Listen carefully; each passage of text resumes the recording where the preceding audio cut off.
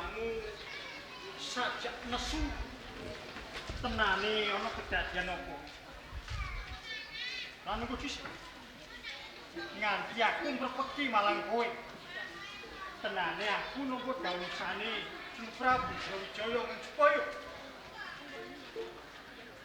kudu mangerteni yen Kebo Maruta wis kautus ana ngesane Prabu Brawijaya kang sepuro.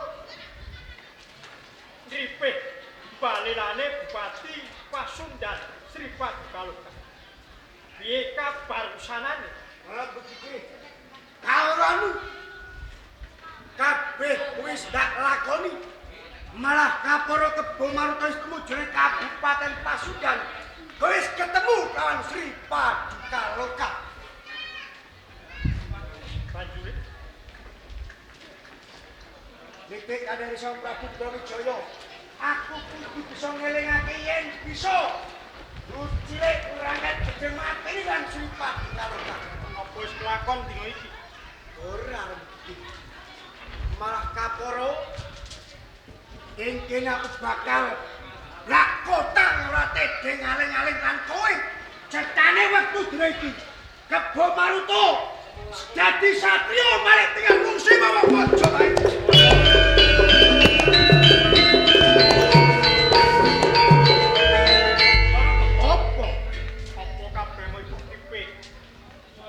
Untung lan rugine.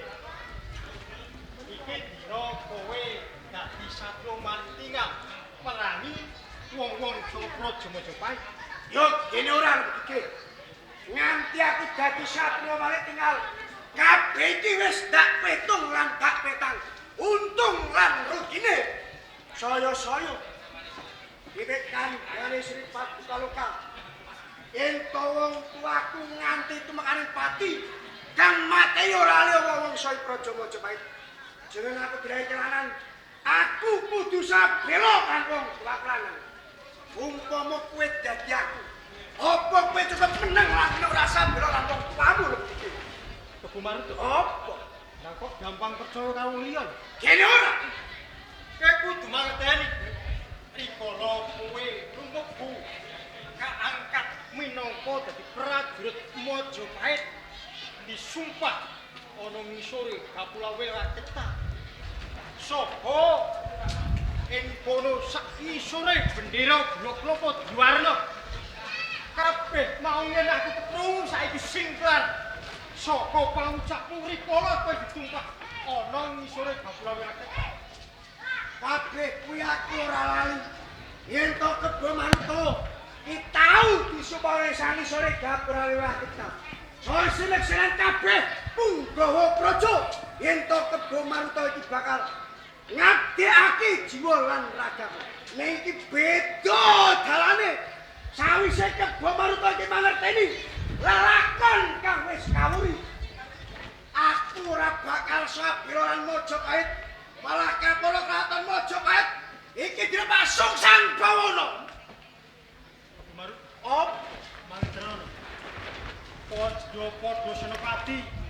Yen iki dina kowe isih keblinger, kowe lali. Aku mangsa sedulurmu. Aku bal ngelingake tumindakmu. Pancen tunggangku luput. Mula kali kuwi mandhikaton semene. Ayo tak suwanke ana ngesane Sing Prabu Brawijaya. Mbok menawa mengkone ana murinane Sing Prabu Brawijaya. Aku kan tanggung jawab nyuwunake pangenteng-enteng. Ora iki. Aja kok senggoh Kebo Maruta kowe dhewe bocah cilik kuwi iki sore. Soan wae dadak kok rewangi dadak kancane. Nek kowe dadi pepalanku, ing kene ora ana bapak singkirke mungsuh lan Kebo Maruta.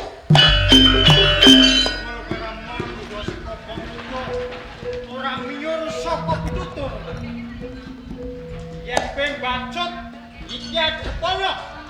Lep iki anak.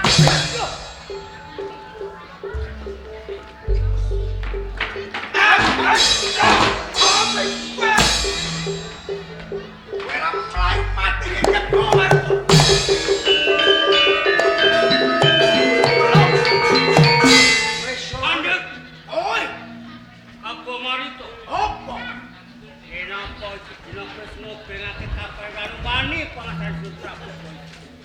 Kaya dina iki aja mbacut aku dadi kepala. Wis ora lu. Yen kon tak rasake kabeh tembungmu. Tan bedane lan tembunge Senopati Lubike. Bener. Nek kena aku bakal ngeman lawan nyawamu. Kowe sabiyantu lan Kebo Maruta. Mungsi wong Praja-Maja. Nggih. Balik ke blangku piye? Kudune aku mbalui bumi kainakon nang Praja Majapahit. Ora kowe. Ayo. Ayo. Bacot mungsuhmu iki. Nggih, kap awan bae. Maruta batu.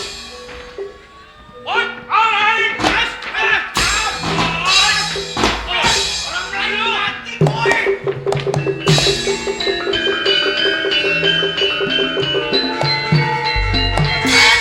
Ayo, macet bro. Kebo Maruta.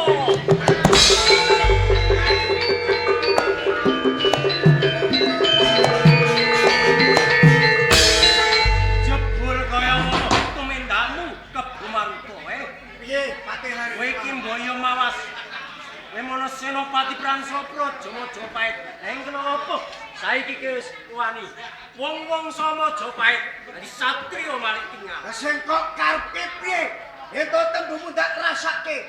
Tan bedane kabeh Senopati ning Majapahit. Kebo Maruta. Apa? Yen kabeh sing bacutke kupen gulung gendera Majapahit. Iki musuhmu. Patih Aryawan. Lah kepara jeneng